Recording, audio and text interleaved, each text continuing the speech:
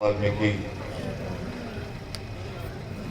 अब हम इस बात पे चर्चा करेंगे कि परमात्मा की प्रतिमा, क्योंकि दुनिया में धर्म को लेके ही दो तरह के विचार हैं।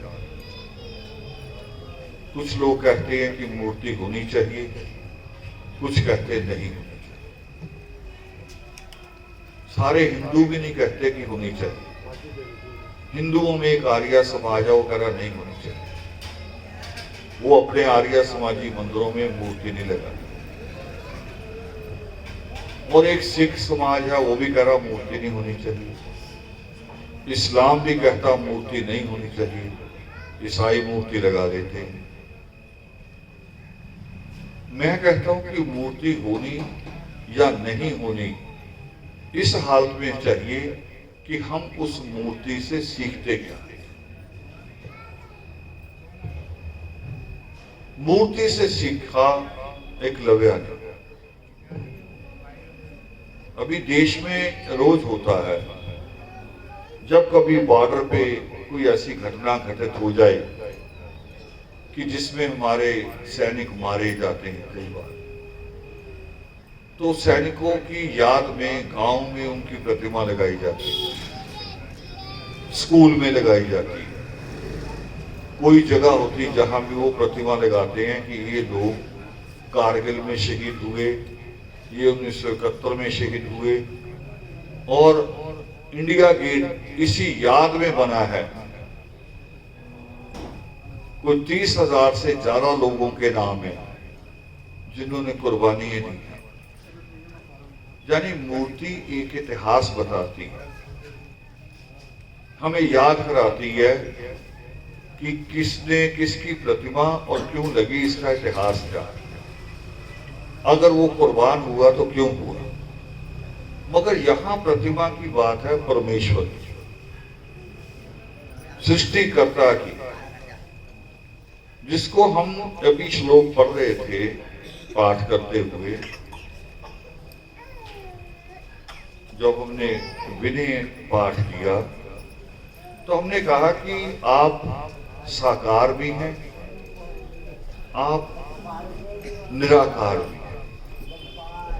खुद ही आपने सृष्टि रचाई और साकार रूप में लोगों को ज्ञान दिया। अगर परमेश्वर साकार रूप में ना होते तो भारद्वाज को महाराजा जो दैत्य राज बनी उनको ज्ञान प्रदान करते, ज्ञान नहीं प्रदान होता। या मां सीता जब अपने प्राण त्यागने गई, वो आकार रूप में नहीं मिले तो ईश्वर ने उनको रोका। तो इस प्रतिमा का ये अर्थ नहीं होता, जो प्रतिमा को ऐसे लेते हैं कि इधर से घर से निकले, काम पे जा रहे हैं और बाहर से ऐसे किया अदब को लग बात। हम फोन पे भी तो लोगों को कहते हैं ना, मत्था टेकते हैं जी, आपको पैरी पहने हैं, चलता है। मगर कहा यहां से हो, दिल से, यहां से कहा। अगर दिखावे में कहा हो या डर में कहा हो, वो ठीक नहीं। बेटे इको ना करो, ये नया टेस्ट ना करो, इसके साथ वो ना करो कि हम दिखावे में करें। दूसरा इसलिए भी ना करो कि अगर मत्था नहीं टेक के निकले, सिर झुका के, कहीं कोई गड़बड़ी ना हो जाए, रोड पे किसी के साथ टक्कर ही ना हो जाए, आज ऑफिस में कहीं झगड़ा ही ना हो जाए, इसलिए भी ना करो। कबीर साहब ने दोनों चीजों पे सवाल उठाया था। जो लोग प्रतिमा नहीं लगाते वो क्या लगाते हैं? वो ग्रंथ रखते हैं, कुरान रखते हैं, गुरु ग्रंथ साहब रखते हैं। और जो आर्य समाजी प्रतिमा नहीं लगाते वो क्या रखते हैं? वो वेद रखते हैं, वो वेदों की बात करते हैं। तो कबीर साहब ने दोनों पे सवाल उठाया था। वो कह रहे चाहे प्रतिमा हो चाहे कोई ग्रंथ हो, ग्रंथ को भी अगर आप खोल के पढ़ते नहीं हैं और जो लाइन पढ़ी उसका अर्थ नहीं करते और जिस लाइन का अर्थ समझ में आ जाए फिर उसको अपने जीवन में नहीं उतारते, तो फिर उस ग्रंथ का भी कोई फायदा नहीं। जैसा मेरे साथ हुआ, मैं जब पहली बार हरियाणा के शहर हिसार में गया,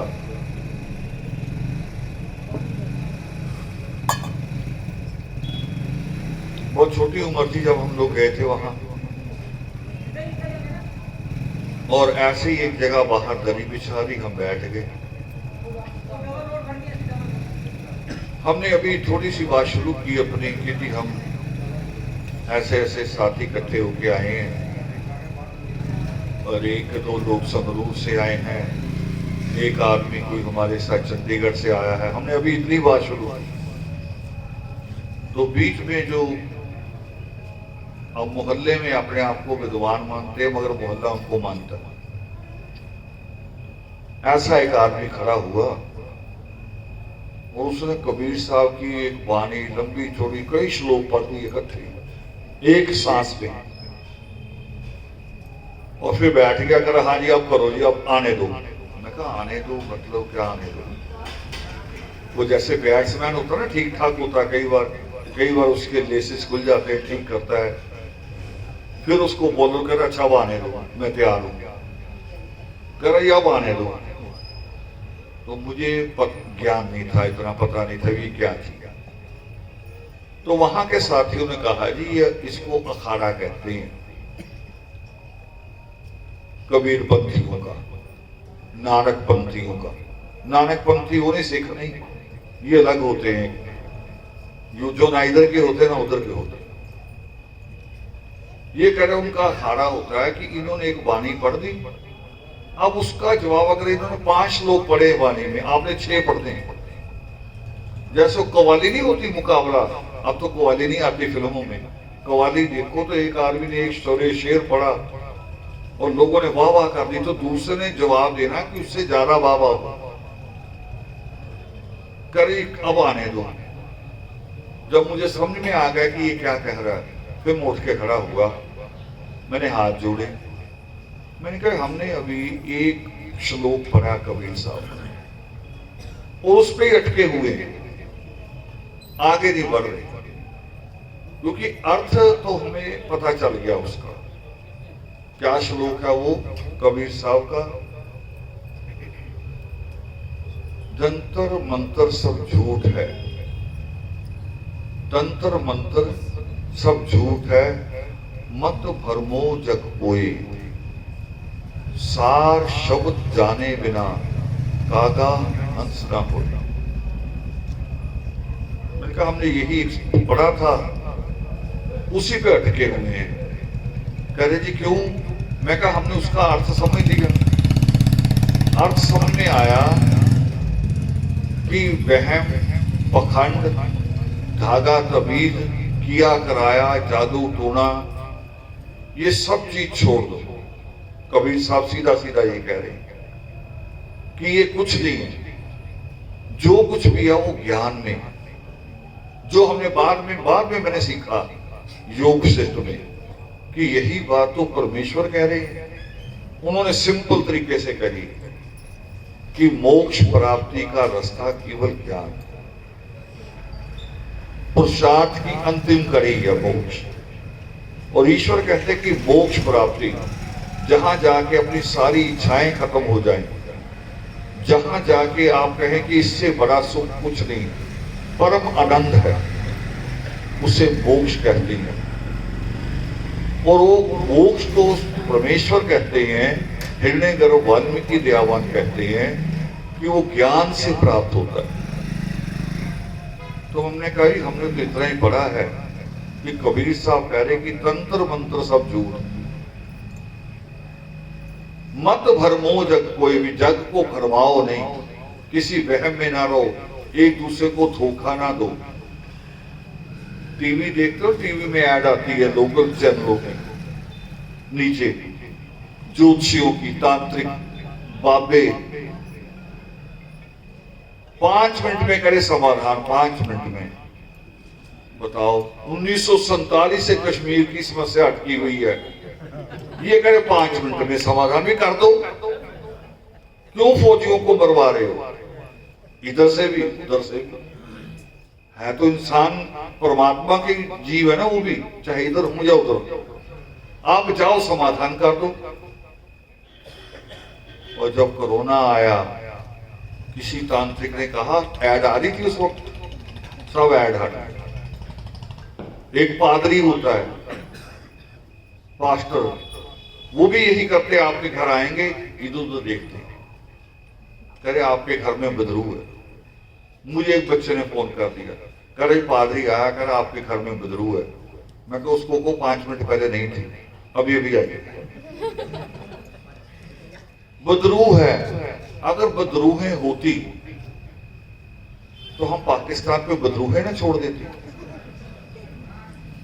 आज फिलिस्तीन लड़ रहा है इजराइल के साथ, सैकड़ों लोग रोज मर रहे हैं। वो जो मर रहे हैं वो जिंदा को कहे भी आप तो चुपचाप बैठो, अब हम भूत बन गए, अब हम निपटेंगे। कहना चाहिए उनको कि नहीं, ऐसा नहीं होता। ये सारी चीजें पखंड है। कोई भूत प्रेत नाम की चीज नहीं होती। और आज मैं और एक बात जोड़नी चाह रहा हूं, शर्मनाक बात इस देश के लिए। वो देश जहां करे सारे भगवान पैदा हुए, मगर इस देश से ज्यादा मूर्ख कहीं पैदा नहीं। ये भी रिकॉर्ड है। सबसे ज्यादा मूर्खों की कोई धरती है, जो मूर्तियों को दूध पिलाने लग पड़ते हैं। यार मूर्ति से तो सीखना है, तुम उसको सिखा रहे हो बच्चे की तरह, चम्मच लेकर पी पी, ऐसे बच्चे को पिलाते हैं, 1-2 महीने के बच्चे को मूर्तियों को दूध पिला रहे हैं। कोरोना में मूर्तियों को मास्क लगा दिया, मूर्तियों का टेम्परेचर देखते हैं थर्मामीटर लेके। इससे ज्यादा मूर्खों का कोई देश हो सकता है? इससे ज्यादा कौन मूर्ख होगा? और आज उन्होंने एक बहुत गंदी हरकत की, हद पार कर दी। आज अभी आदि प्रकाश जी मुझे कह रहे अब की बार इतना अच्छा प्रगट दिवस जगह जगह देख रहे हैं हम, जहां से निकल भी रहे हैं वहां भी देख रहे हैं कि लोगों में उत्साह, उनकी श्रद्धा, आस्था बहुत बढ़िया। मगर इस आस्था को रोकने के तरीके शुरू हो गए हैं। आपके पांव में बेड़ियां डालने की कोशिश हो रही है। पता आज पंडितों ने क्या किया? भारत के मूर्खों ने, कहलाते पंडित हैं मगर उनसे बड़ा मूर्ख कोई नहीं होता। पता क्या किया आज? कह रहे आज ग्रहण है, मंदिरों में नहीं जाना। बताओ, जब कभी कोई बड़ी से बड़ी मुसीबत आ जाए तो आदमी कहां जाता है? भगवान के पास ही जाता है ना। वहीं कोई मस्जिद में जाता है, कोई गुरुद्वारे जाता है। और पंडितों ने कहा आज मंदिरों में नहीं जाना, ग्रहण। ईश्वर को ग्रहण लगा दिया उन्होंने। इससे बड़ी मूर्खता हो सकती? और कौन सा दिन चुना? वाल्मीकि प्रगट दिवस का दिन, जानबूझ के। ये वो नालायक लोग हैं, ये वो पापी लोग हैं जो अपने मंदिरों में वाल्मीकि रामायण नहीं रखते। वो पापी हैं। वहां रामचरित मानस बिछा के रखा हुआ। और कहूं मैं आपको बात, एक फोटो होती है जो आप डॉक्यूमेंट पे लगाते हो अपने, उसको कहते हैं पासपोर्ट। एक फोटो होती है जो पति पत्नी इकट्ठे खिंचवाते हैं, उसको कहते हैं कपल, जोड़ी। और एक फोटो अभी सरकार ने माननी शुरू की है, नई सिस्टम आ रहा है कि फैमिली फोटोग्राफ। फैमिली में क्या होता है कि मां, पिता, बच्चे, इसको कहते हैं फैमिली। अगर दादा दादी साथ में है तो वो बीच में। मगर राम परिवार में देखो राम की फैमिली कैसी है, पति पत्नी दोनों खड़े हैं, देवर भी खड़ा कर रखा है और हनुमान को पैरों में बिठा रखा है, लव कुश को बाहर निकाल रखा है, उनको रखा ही नहीं बीच में। उन्होंने आज बड़ा षड्यंत्र किया हमारे खिलाफ, वहम डाला। मैं अभी भी देख के आया हूं, सच में हुआ भी इसका असर।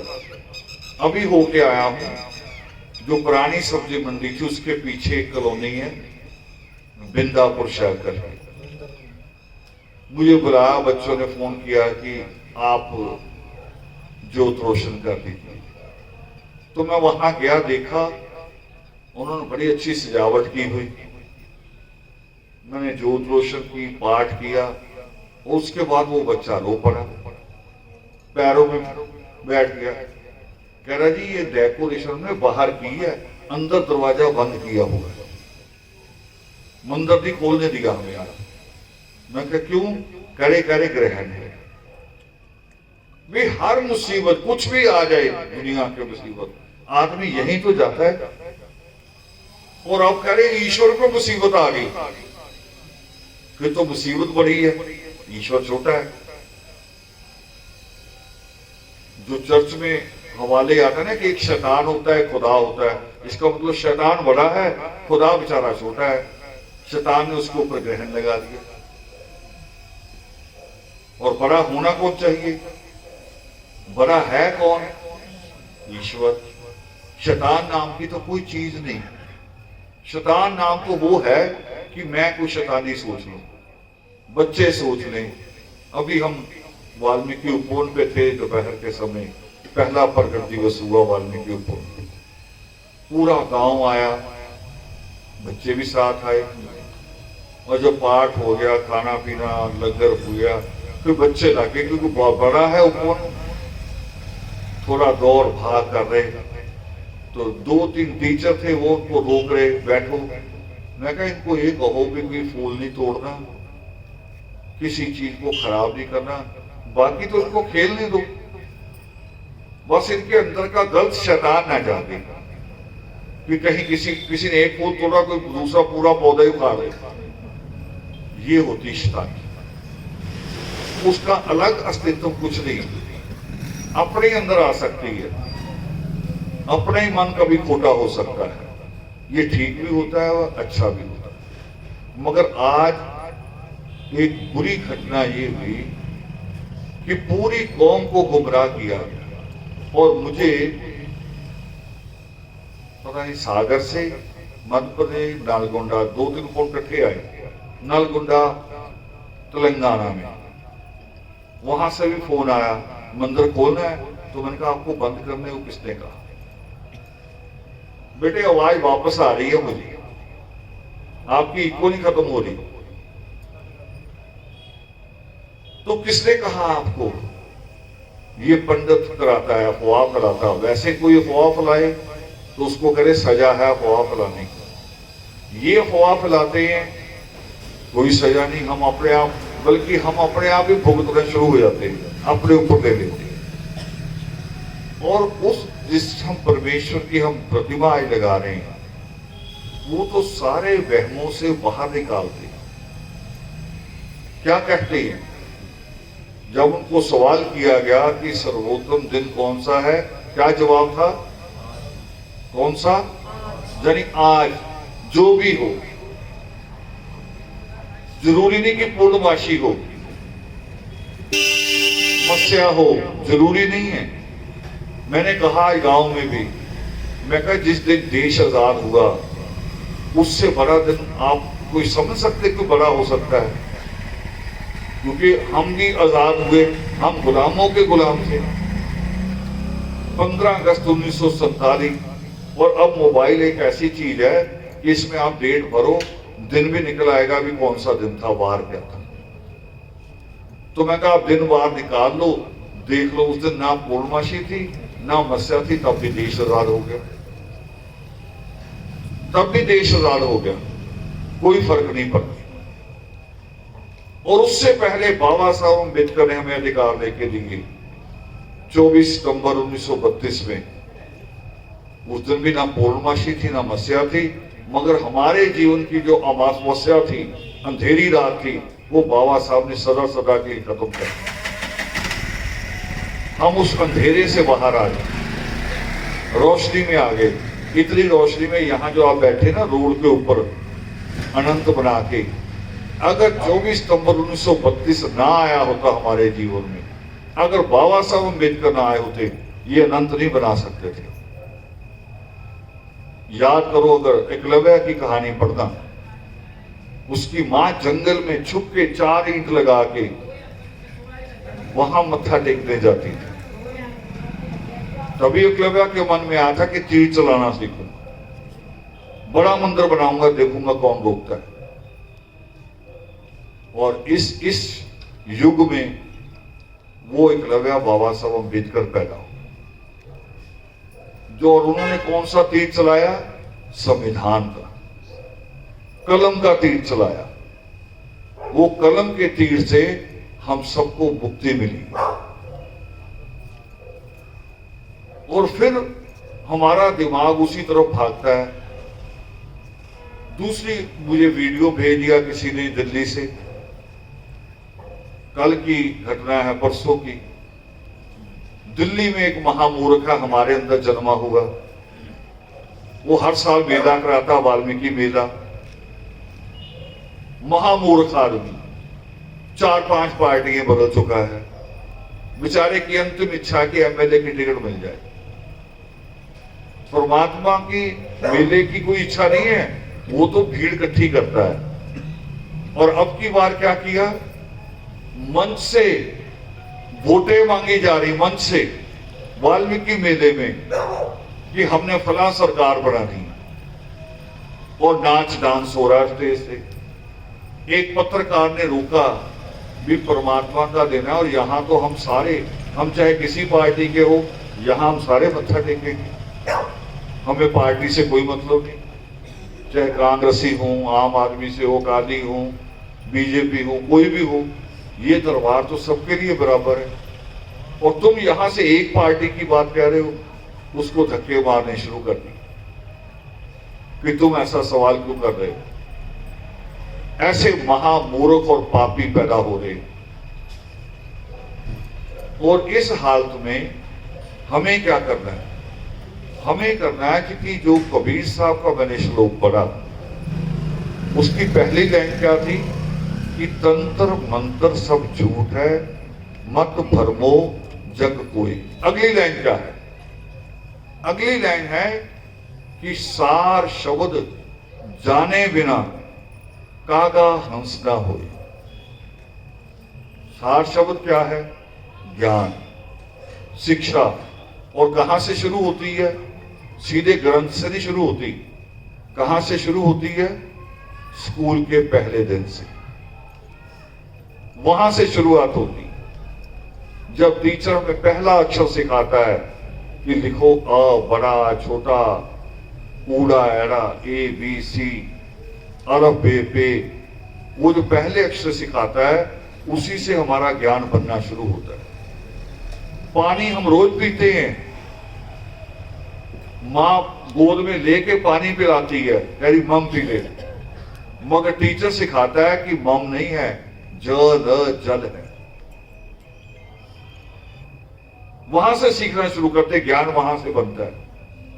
फिर आगे बढ़ते उस ज्ञान में, और फिर चाहे कल्पना चावला की तरह आकाश को देखने चले जाएं, सितारों को, और चाहे हम ग्रंथ के रहस्यों को सीखना शुरू कर दें, वहां से ज्ञान शुरू होता है। और उसी की जरूरत है, हमें उसी की जरूरत है। हमें अपनी कमाई का बड़ा हिस्सा अपने बच्चों की शिक्षा पे खर्च करना चाहिए, बड़ा हिस्सा।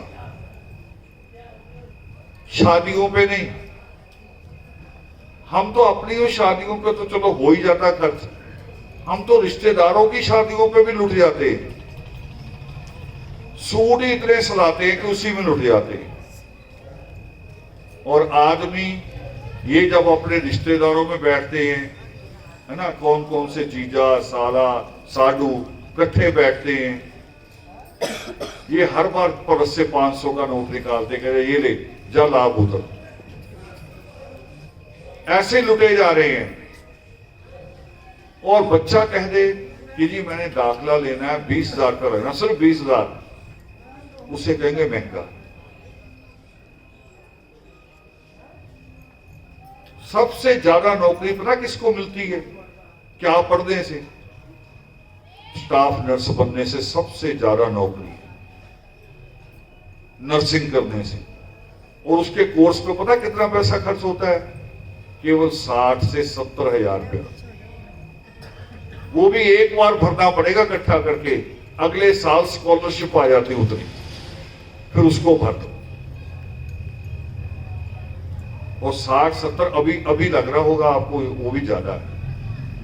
इतना तो आप लड़का लड़की देखने पे खर्च कर देते हो, देखने पे बाद में कई बार कैंसिल भी मार देते हो कि नहीं जी हमें नहीं पसंद।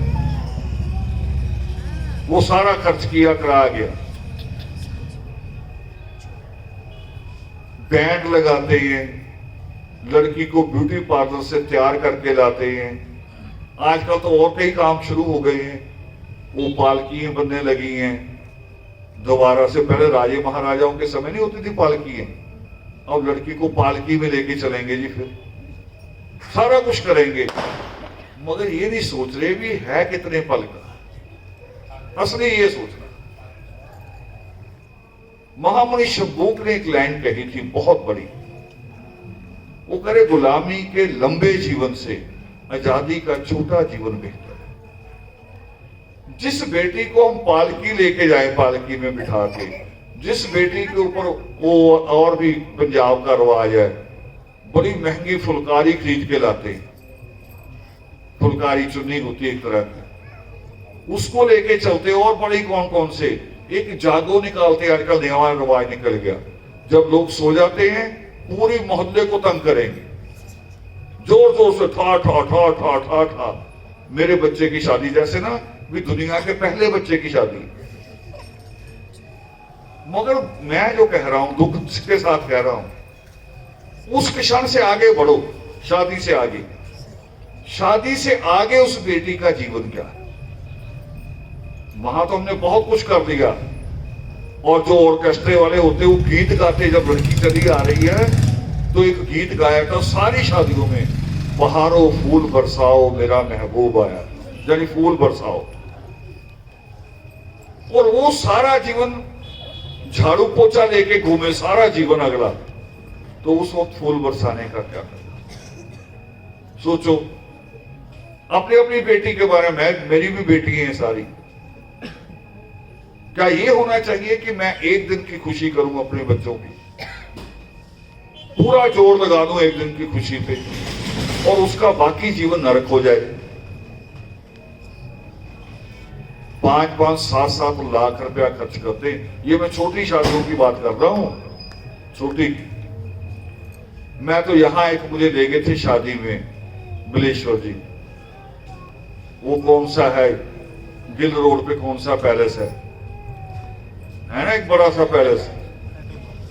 और जैसे मैं पैलेस के अंदर घुसा तो ये जगह छोटी है, इसके साथ 2 मकान और जोड़ लो, 1-2।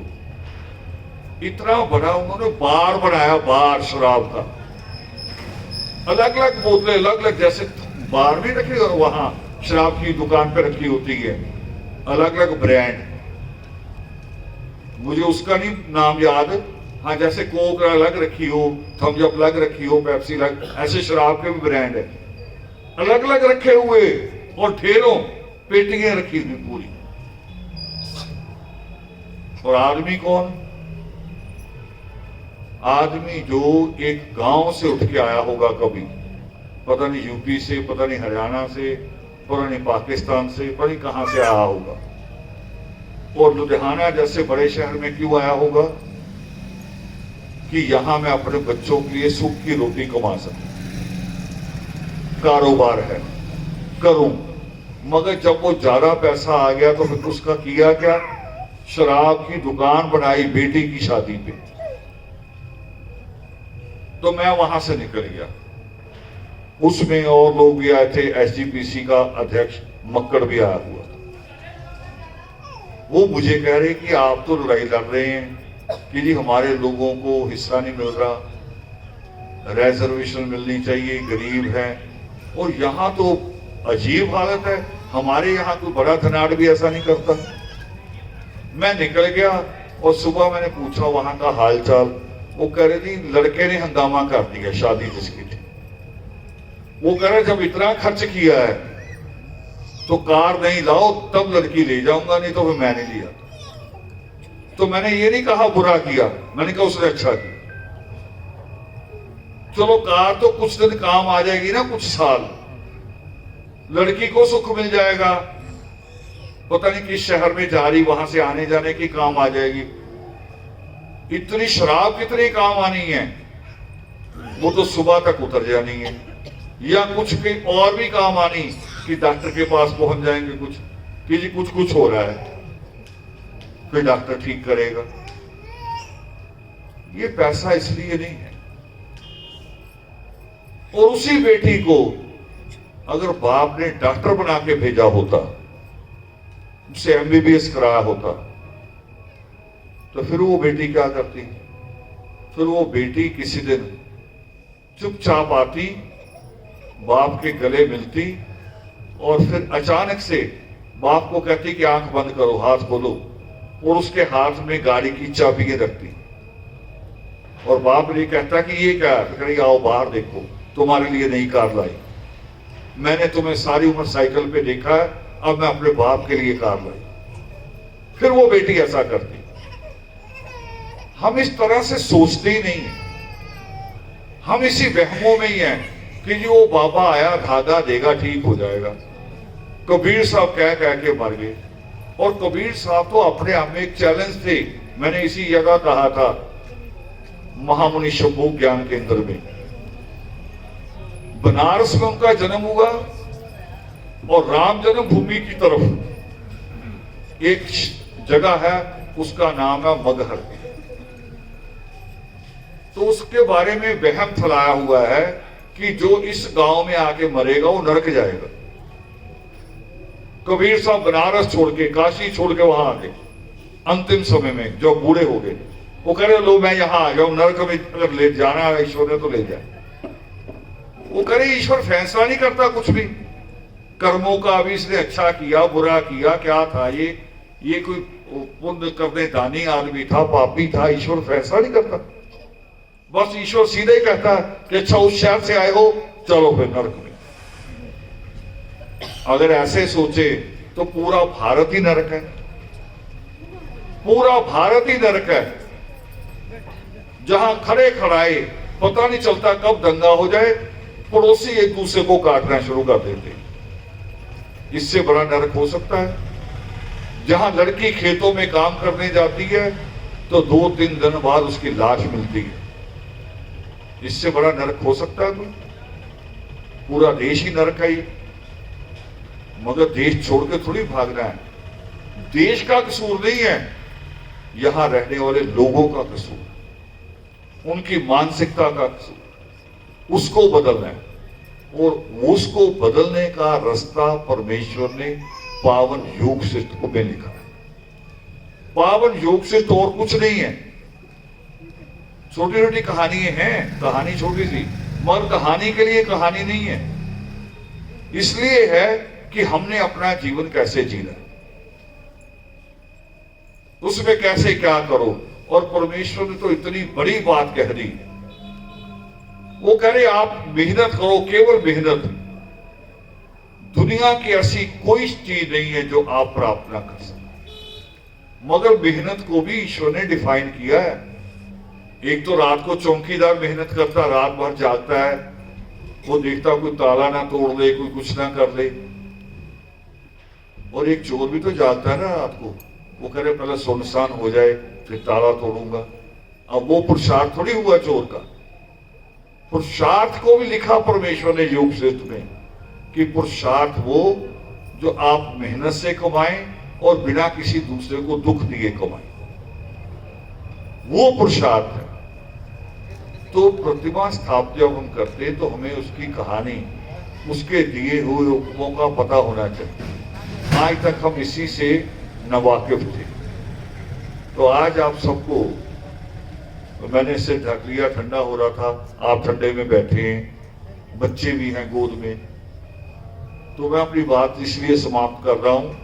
और ये मेरे लिए लोकल है, और इस जगह, इस वाल्मीकि अनंत में और यहाँ इस घर में मेरा शायद पता नहीं 25-40 साल का नाता है। जब इन लोगों की शादी नहीं हुई थी तब से मेरा नाता है, तो यहाँ तो मैं आता रहूंगा।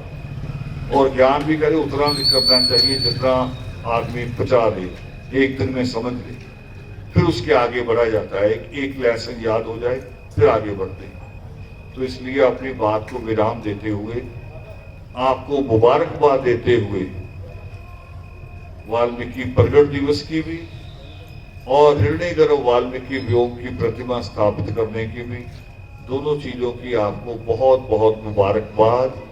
जय वाल्मीकि।